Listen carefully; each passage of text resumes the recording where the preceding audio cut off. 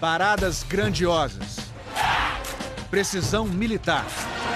Coreografias treinadas por meses e meses, dia e noite, que podiam ser vistas até do espaço.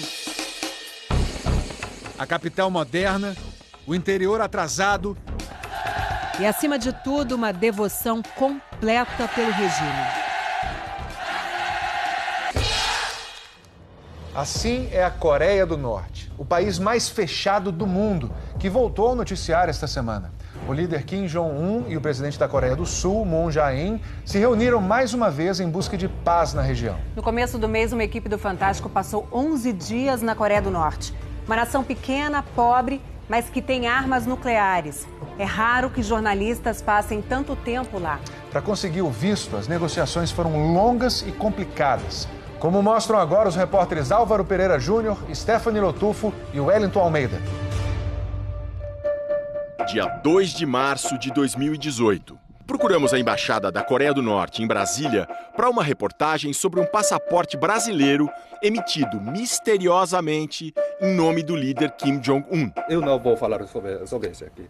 Não vale a pena. Ninguém quis gravar a entrevista, mas um diplomata disse: se um dia você quiser fazer uma reportagem no meu país, fale comigo. Nós falamos.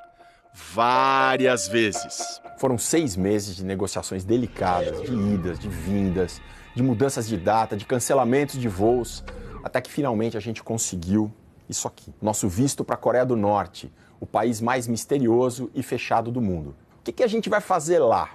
A gente não sabe. A Embaixada da Coreia do Norte não nos passou uma agenda, segundo eles, por questões de segurança. Bem típico de um país tão fechado quanto esse. Para saber o que vai acontecer, só mesmo indo para lá.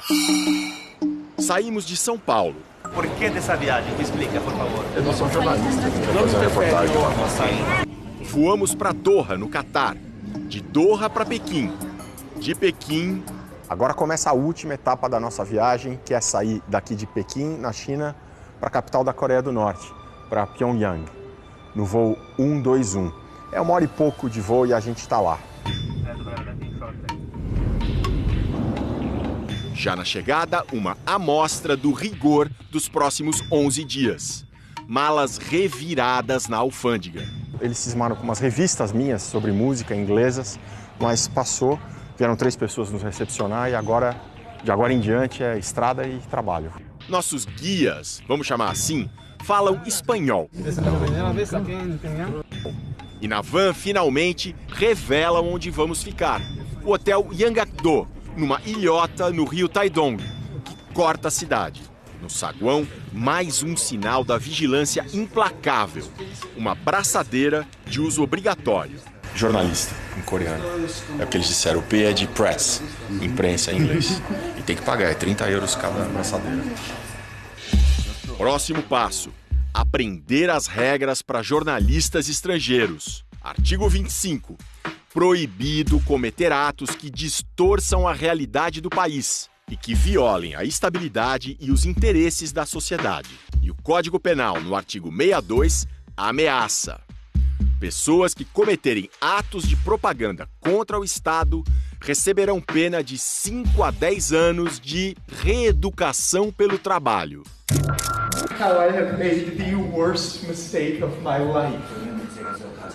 Alguém que supostamente desrespeitou as regras foi o turista americano Otto Warmbier. No início de 2016, ele foi condenado a 15 anos de prisão com a tal reeducação pelo trabalho. Otto teria roubado um pôster da parede do mesmo hotel Yanggakdo onde nós estamos. O pôster de propaganda do governo teria sido arrancado do misterioso 5º andar, proibido para os hóspedes. Repare, o elevador nem tem o número 5, pula do 4 para o 6. Em junho do ano passado, Otto foi devolvido aos Estados Unidos, em estado vegetativo, por causas até hoje não esclarecidas. Otto morreu 2 dias depois de voltar para casa. Tinha 22 anos. Para nós, mais orientações. É proibido sair sem os guias. O Yanggakdo não é só um hotel, é uma espécie de prisão. O hotel é uma pequena cidade, tem várias coisas. Entre essas coisas tem livraria. E a livraria está indicando aqui os destaques da semana. Destaque número 1, Kim Jong-un discute o avanço vitorioso que está acelerando do socialismo. O destaque número 2 é Casos da Vida de Kim Jong-un. 2 são obras ou do Kim Jong-un ou sobre Kim Jong-un. O Yanggakdo tem muitas outras atrações, mas a maior parte do tempo a gente passa nos quartos mesmo. Aqui tem um rádio. Chama a atenção que o rádio não tem aquele botão de mudar de estação. É porque só tem uma estação. Mas ligando, não pega. Na televisão tem 2 canais norte-coreanos. Os 2 passam a mesma programação. Programas que incentivam as pessoas a trabalhar bastante e também tem muito programa a favor do grande líder, a favor do governo. É isso o dia inteiro. Quando saímos, os guias só entregam a programação em cima da hora, ou às vezes nem isso. 8h15 da manhã, até agora a gente não sabe o que a gente vai fazer. Somos levados para conhecer Pyongyang, seu Arco do Triunfo, suas torres. A limpíssima capital, de 2,5 milhões de habitantes, é a vitrine do regime.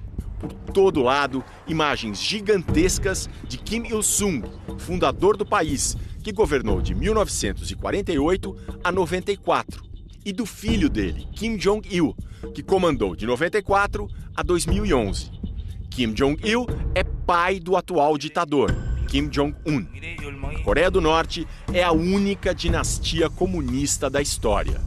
Mensagens políticas dominam a cidade. União invencível com pensamento unânime será eterna. Com nossa frente revolucionária, conquistemos novas vitórias por uma potência socialista. Seguimos o Marechal até o fim dos céus e da terra. Marechal é um título pelo qual Kim Jong-un também é conhecido. Nesse sistema de submissão, esta professora da USP encontra aspectos religiosos e da filosofia do chinês Confúcio, de 500 anos antes de Cristo. O que está abaixo obedece ao que está acima e o que está acima protege o que está abaixo. Os governados têm essa ideologia moral de obedecer completamente ao que está acima, que seria o governante, porque eles acreditam que eles receberam proteção. Para conhecer os governados, vão pegar o metrô. Então aqui os nossos 3 acompanhantes que vão pegar o metrô junto com a gente. É o tempo inteiro sendo vigiado. Entramos. As estações são bem profundas, para serem usadas como abrigos em caso de uma guerra nuclear. No painel, regras curiosas. Proibido transportar animais, exceto pássaros ornamentais ou peixes dourados dentro do plástico. Rapidamente, os guias ordenam: hora de sair. E assim chega ao fim o nosso passeio por uma estação de metrô em Pyongyang. Do lado de fora, entrevistas liberadas, mas os guias vigiam tudo. Pergunto o que esse estudante acha do governo de Kim Jong-un. Nós consideramos o admirado Marechal Kim Jong-un como um nosso pai verdadeiro. E como ele conduz a política nacional nos considerando como filhos e filhas, acho que é um ótimo governo. Com essa moça, o papo é sobre celular. Pergunto para que ela usa. Uso para chamadas de voz, mensagens de texto, jogos. E fotos, manda para os amigos?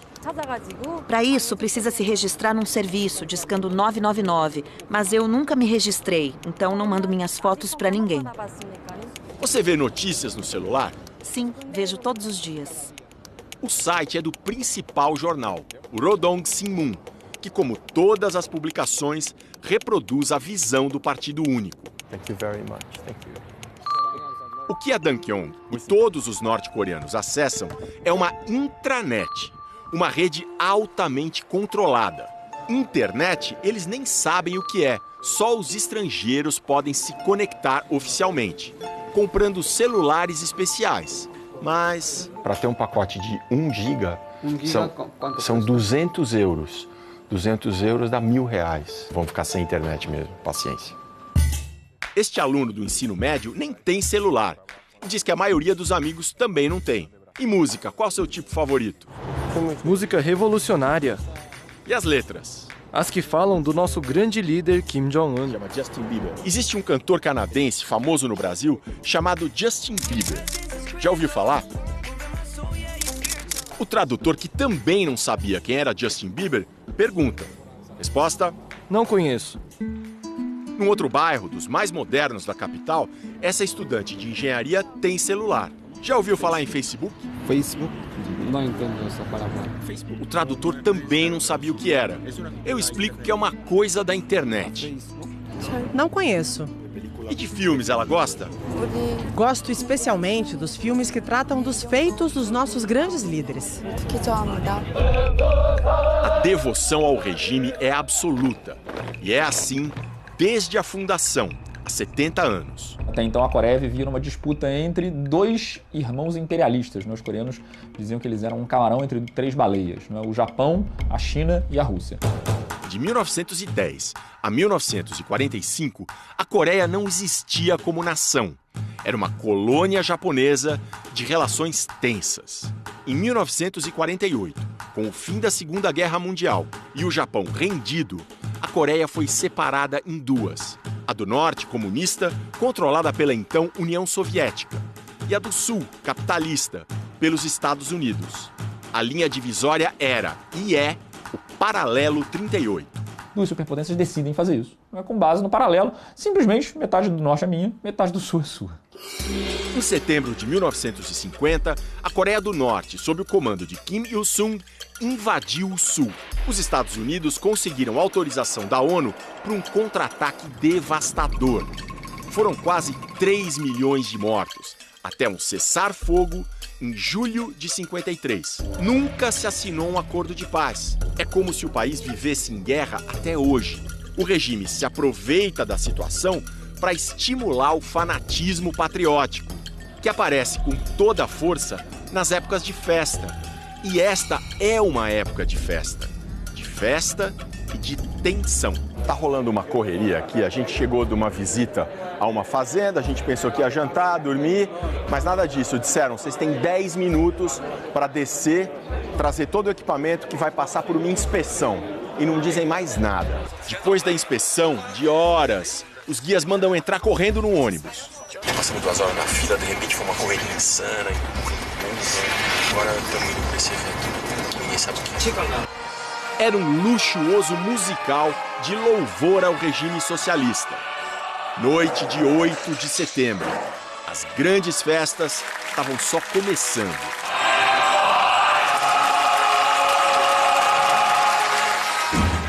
Manhã de 9 de setembro, dia dos 70 anos de fundação do país. Somos levados à grande praça Kim Il-sung. Tudo pronto para parada civil e militar. A praça toda está em silêncio, à espera da chegada do líder Kim Jong-un. Até que o líder Kim Jong-un chega ao balcão para acompanhar as festas dos 70 anos da República Democrática Popular da Coreia, o nome oficial do país. A grande expectativa é pela parte militar do desfile. O chão treme.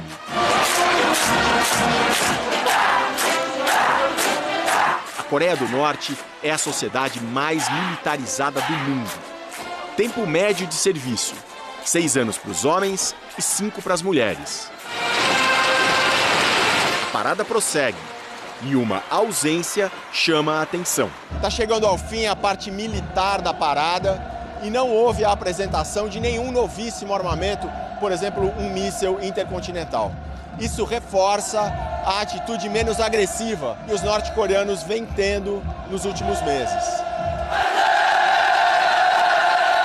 Ao final de exatas 2 horas, Kim Jong-un celebra ao lado de Lee Jang-soo, o número 3 do governo da China, o principal país aliado da Coreia do Norte. O dia seria longo. À noite, mais uma vez, fomos colocados num ônibus sem saber para onde. Chegamos ao estádio 1º de maio. A entrada foi uma guerra. Lá dentro, os Mass Games, os chamados Jogos do Povo, uma demonstração gigantesca de precisão e sincronia. Só no painel mutante, 20 mil pessoas. muitas delas crianças pequenas. Um dos principais especialistas do mundo em Coreia do Norte comenta: os treinamentos começaram no final de março. A rotina é tão rigorosa, tão intensa, mas provavelmente não existe nenhuma compensação. Só o prestígio de ser uma entre 150 mil pessoas na apresentação. O espetáculo, tecnicamente, é impecável. Mais uma vez, o líder está lá. Os Jogos do Povo não eram tudo. Na noite seguinte, mais grandiosidade. A mesma praça que um dia antes tinha recebido a parada militar, agora seria palco da Marcha das Tochas.